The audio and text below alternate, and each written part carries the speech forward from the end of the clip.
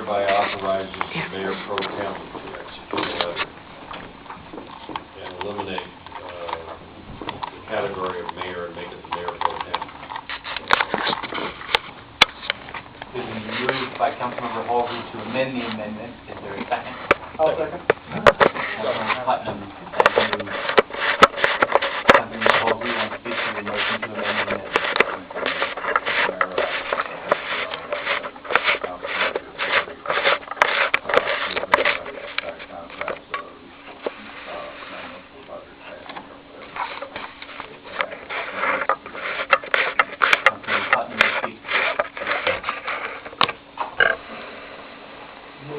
Disregard the advice of the city attorney on legal matters.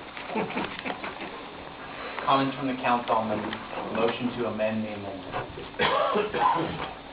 Comments from the audience on the motion to amend the amendment. Seeing none, the motion before the council is a motion by Councilmember Halsey, second by Councilmember Putnam, to amend the amendment authorizing the Mayor Pro Tem to execute the letter.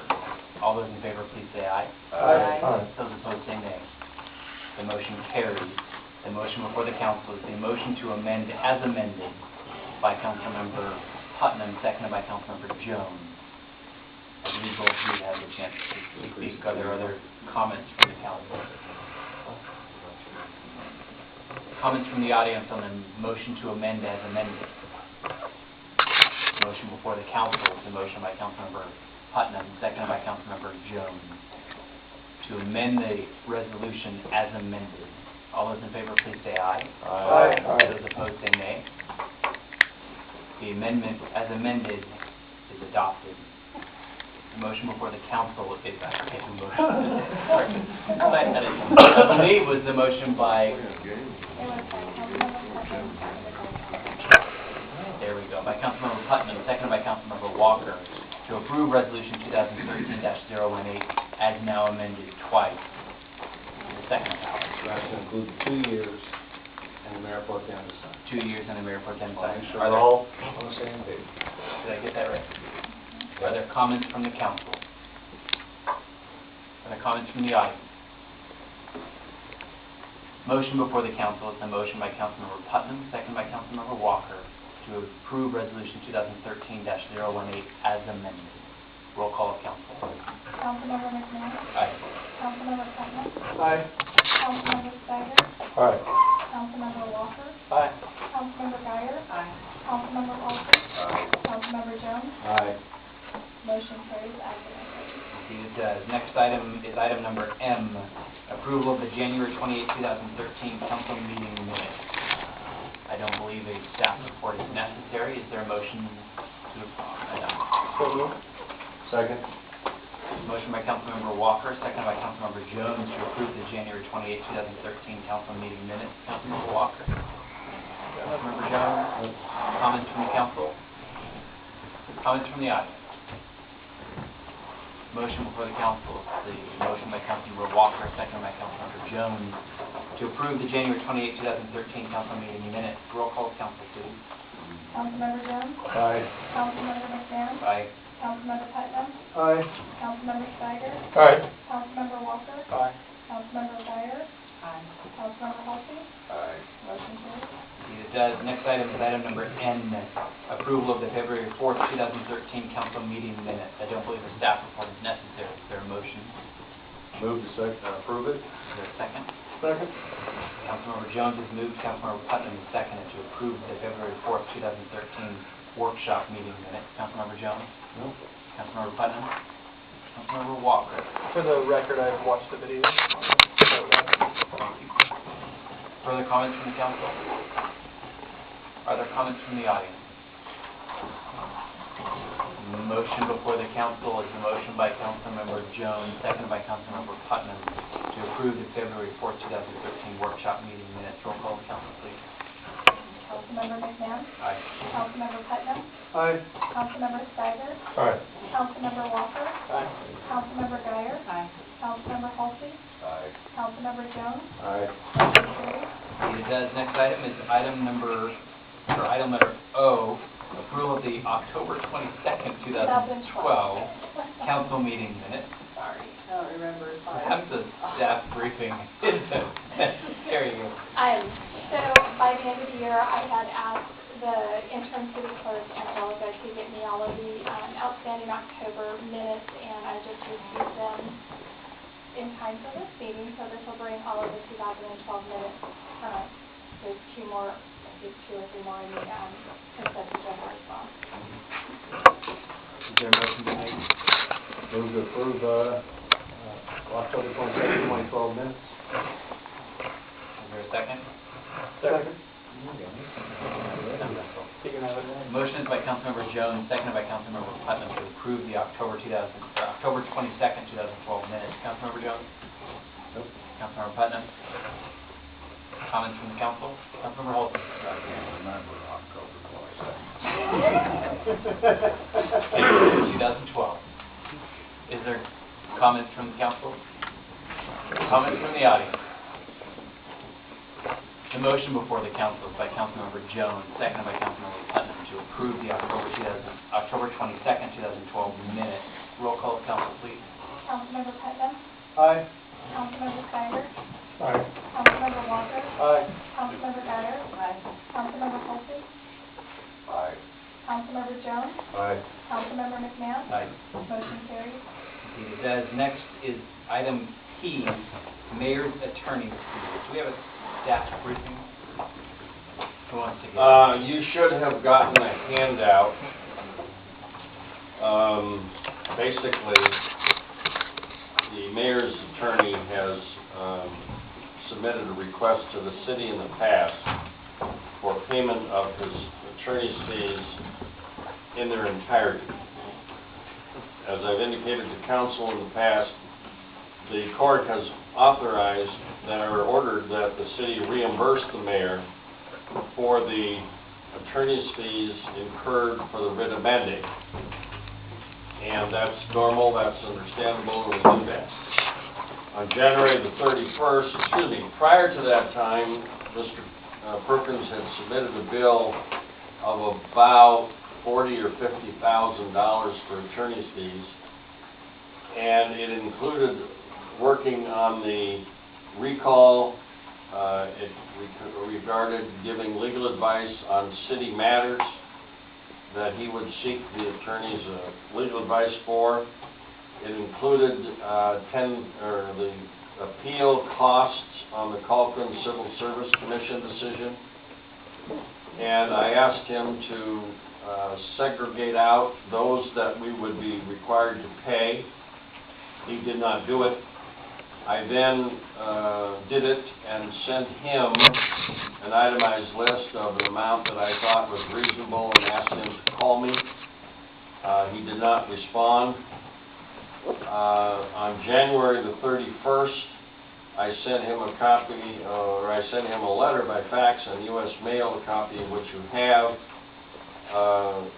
asking him for a number of things, incurring the attorney's fees and costs, and I indicated that he was in error. He told the commissioner at the Court of Appeals the city has made no payment on the attorney's fees. I told him that the city had made an offer, we're waiting for them to negotiate, and he did not get back to me. Then I got, also you have a motion for attorney's fees and costs pursuant to prior written court order that is set, interestingly enough, for the 22nd of February, which is the day before he's supposed to be returning. But in all fairness to Mr. Perkins, he may have his assistant, Mr. Jarvis, do the arguing. Then today, you also have a copy of the Court of Appeals decision that, by way of history, the mayor in the writ of mandamus action that we brought, forcing him to do things, sought to disqualify me as the city attorney. In making that motion to the judge listened and ruled against him. Subsequently, within the time period allowed for appeals, the mayor appealed to the court asking for reconsideration of his motion. He presented all his information, and the court again reaffirmed the council's action in hiring my firm and retaining me was an appropriate thing and denied his motion to reconsider the denial of his order, or motion. Then the mayor took it upon himself through his attorney to appeal it to the Court of Appeals. We had a court argument before the Court of Appeals, and you have a copy of that decision in front of you. Probably the key to the opinion is the mayor has made a bold assertion, and that's the extent of the evidence and the information that he proved to the court as being valid. So they rejected his appeal for discretionary review of the court's order terminating my services as a City of Pacific's attorney. Now that came after this, where he made a motion for attorney's fees, and I think they're up around between $50,000 and $75,000. We are going through them now. And the interesting thing, there's a number of items that are redacted in the attorney fee bill, including the address to which the bills are being sent. Now, I don't know if that means anything. I don't know why it would be redacted. I just assumed, since we all knew the mayor's address, that it would be wouldn't be redacted, but for some reason, where the bills are being sent has been blacked out. In answer to the question of what is the city doing, the city is moving forward. In view of this motion, we had undertaken the effort anyway, but in view of the motion being set for the 22nd of February, we are going back into court. We are using his page 7 of his blog, or 6 of his blog, that he indicated he would not hire the police officers. We are using as additional grounds some things that he has done that are contrary and violative of his oath, and we're asking the court to require him to do the mandatory obligations of his duties, which includes hiring the 2 police officers. We're not going to tell him who to hire, but we're going to tell him that, ask the court for an order to hire them. Right now, I have told the attorney that we are willing and ready to pay reasonable attorney's fees associated with all of this, but included in the billing that he sent me just recently, there's about $10,000 this month just on the Calkins appeal. I had to give that to the attorney that is representing the city, and by way of information, that was heard last week. It got a little confusing the way it was presented by the other attorney, so someone had to step in and clarify it. There was a lot of confusion apparently as to what was really true, and I've been in contact with the attorney today, and we expect the judge's decision within the next day or two as to dismissing of his right of appeal because he did not have it. We have a serious problem with the conflict of interest. On the one hand, Mr. Perkins says that he is not representing the City of Pacific, and yet his pleadings, as the letter I sent to you indicate, that he does represent the City of Pacific through the mayor.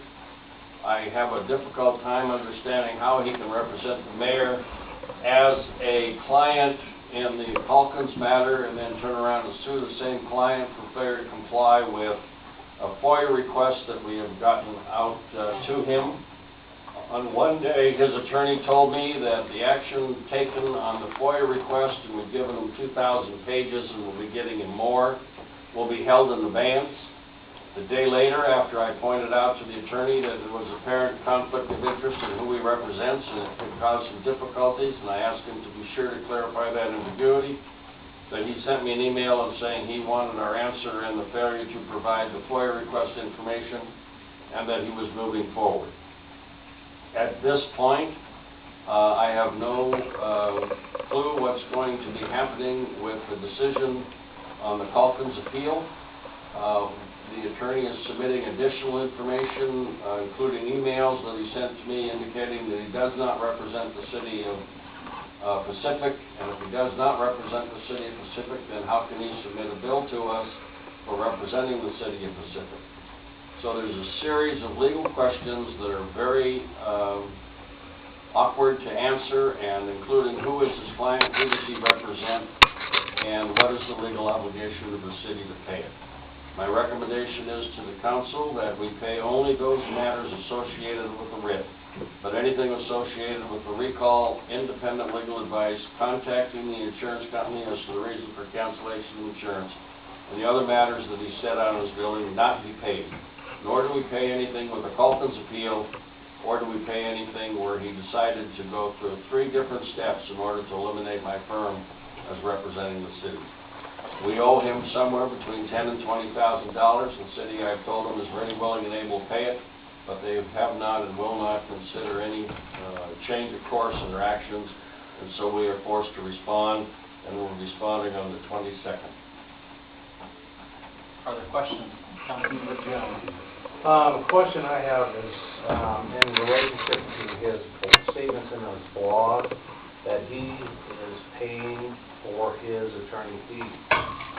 If in fact he is paying for his attorney fees out of his own pocket, and his counsel has asked the city to pay the attorney fees, my concern is why would we pay the attorney for fees that already been paid? Actually, Councilman Jones, what he's asking for is to be reimbursed for those fees paid to him by the mayor when it should have been the obligation of the city. He's asking for reimbursement, technically. So the mayor has not been making payment No, he has been, and he just wants the city to reimburse the mayor through the attorney. through the attorney. Do we, I guess I'll add another question related to that. Do we have documented proof that the mayor has in fact paid the attorney those fees that the attorney says that he wants to have reimbursed via him to the mayor?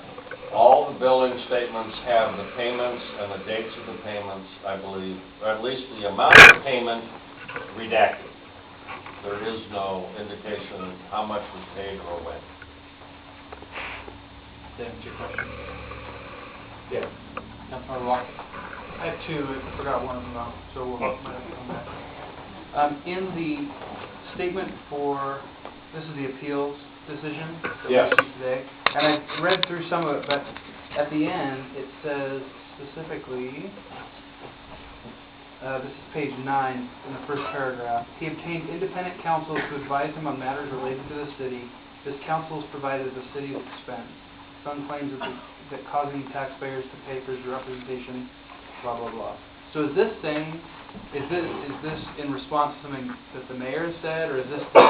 That, I believe, is in response to what the mayor said, and they denied his request. Okay, so this doesn't put us on the hook for any additional charges? No, it does not. And does this response take the wind out of this sale? This is the one that was submitted on the 8th. Let's just say that the decision of the Court of Appeals today will be an integral part of our response to that motion on the 22nd. Does that go for your question? If not, I still can't do that. I'm gonna ask John what he was talking about. Remember the other one, we'll come back to. Councilmember Putnam? 2 questions, one sort of form over substance. On the majority of the earlier filings, you file one version of the order, and the opposing counsel files the other version of the order, and the judge strikes a few things and writes some things in. And I take it this is the judge's handwriting on the October 19th order. Mayor Son is entitled to legal representation with regard to this matter only. That's correct. Okay. And secondly, then, following on the same question on form Well, of substance. excuse me, before you leave that one, what the attorney is saying is that his demand to have me removed as the attorney for the city of Pacific is part of the writ of the mandate because I violated the rules of ethics in having a conflict between clients. He overlooked a fundamental difference when you represent a client versus an entity. And that's where the problem started, is the failure to understand that when you represent an entity, I don't represent any individuals in itself, I represent the entity. And it's kind of hard for me to give legal advice to a person that will not read my emails, nor will he even say hello. Go ahead. Second question, related question. The Court of Appeals opinion does not appear to be something that was prepared by either side The court actually wrote its own opinion in this, so this is in fact the judge's opinion. That's it, no one put anything in there. Thank you. Councilmember Walker, Do you remember? I did. Very good. So, when Perkins sends a bill, you're going through line by line and deciding what's relevant or not at $175 an hour? Well, he did not do that. He sent the bill at $250 an hour, and we are going through it to determine if we can what is associated with the mandamus action and reasonable and necessary. But your office is billing us $175 an hour to do that. Yes, we are. When he has been ordered to only submit bills for the writ. That's correct. So what's our recourse on that? We are asking for attorney's fees not only in the Calkins matter, but costs and attorney's fees in the writ matter. And if you'll notice, the distribution list of the Court of Appeals included the judge before whom the hearing is going to be held. I was wondering who that was. That was nice. Other questions from council? I have two, and if I stray into discussions that ought to be had in executive session, I trust that you will interrupt me. And both of them relate to the, I forget the name of the firm. And Pickland, Stock, and Perkins. Back to who the client is, whether it's Cy Sun, the private individual, or Cy Sun, the mayor of the city of Pacific.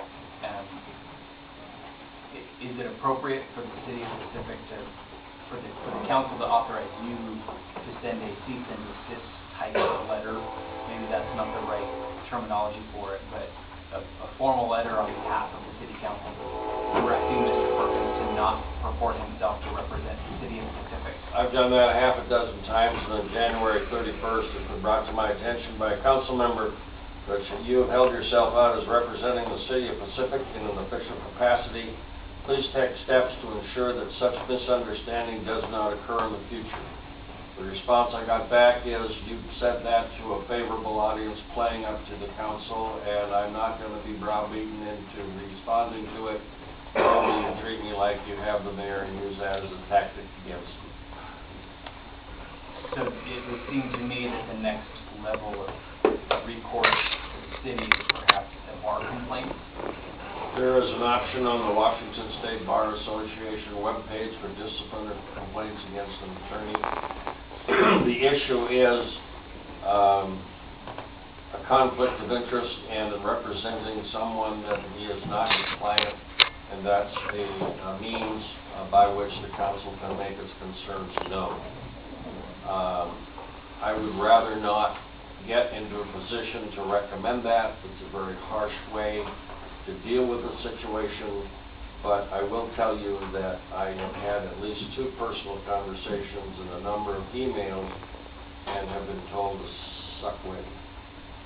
Figuratively, not. So it sounds like your opinion is we're not to a bar complaint yet. No, sir. I'm telling you that there's a remedy available, and I would rather not be in a position of recommending to the council to do that out of professional. One of my emails to him said, out of professional courtesy, I tried to tell you. And he neglected to respond. So let me ask you a different, perhaps coincidentally related question. Do bar complaints have to be filed by a member of the bar? No, they do not. Okay, thank you. Next question is regarding the 2 different matters. There's several different going, but the one, particularly the Calkins matter, where I believe Mr. Perkins has specifically claimed representation of Cy Sun, mayor of the city of Pacific, correct? I believe he said in this, and I gave that to you, it's the city of Pacific through its mayor, Cy Sun. So that one, contrast it with one that you already referenced, the Public Records Act claim. I don't know, have they turned into actual litigation Yes, yet? it has. We have been sued, and So would it be appropriate for the city to intervene in the Calkins matter or any other matter that Mr. Perkins claims to represent City Pacific, seeking him to be separated from the case because of his conflict of interest. He can't represent the city and sue it at the same time. Not representing the city. He is. He exactly is doing that. He's claiming to do it. Councilman McMahon, let me tell you what I'm going to do. Right's right and wrong's wrong. I've attempted to tell him. I've tried to tell him subtly. I've tried to tell him personally. I've tried to tell him by email. I've told him council is upset. If the council directs me, I will indicate to the state bar and its ethics line what has transpired in this matter. Will that impact the specific actions that we are taking? No. Recommended. My capacity as chair prefer not to make motions. It's not proper for a chair to do so, but I'd entertain somebody else. I move that the council make recommendation to the city attorney to make a complaint to the Bar Association in relationship to the attorneys for Cy's son and their misrepresentation for the city of Pacific in their actions. Motion on the floor is there a second?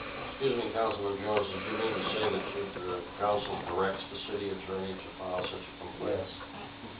Thank you. I think that's what I heard. Is there a second to the motion? I'll second. Motion before the council is a motion by Councilmember Jones, seconded by Councilmember Steiger, to direct the city attorney to make contact with the State Bar Association regarding Mr. Firkin's claimed representation of the city of Pacific. Did I get that right? Both. Councilmember Jones, speak to your motion. I just think we've done just about everything we can. It was gone beyond the point of civility in relation to this. So I think it's the next step we have to take. Councilmember Steiger. Well, the longer we sit around and go to attack, the more money it costs us, one way or the other. Whether it's 10 people reviewing stuff at $175 an hour, or somebody else officiously billing us, it's got to get a yay or a nay from somebody, which I indicated earlier in my argument is where they're holding the citizens hostage. I mean, we got to start fighting these things. Further remarks from council? Councilmember Walker. What's the best case scenario that comes out of it? There is no best case scenario that comes out of this. So we file a complaint, it damages his reputation, and it gets us nothing. It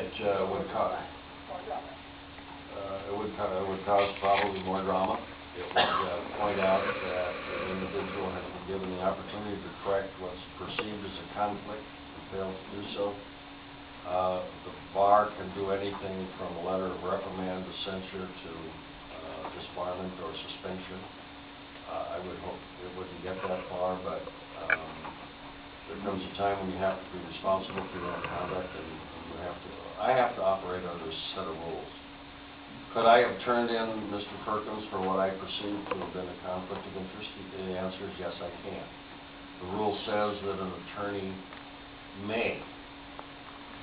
Some states shall, but we have a may. And that's why it's something that all of us are very afraid of happening in our careers. And we certainly don't want it to happen, but at the same time, we have individuals whose conduct is such that it could be deemed that it's the only way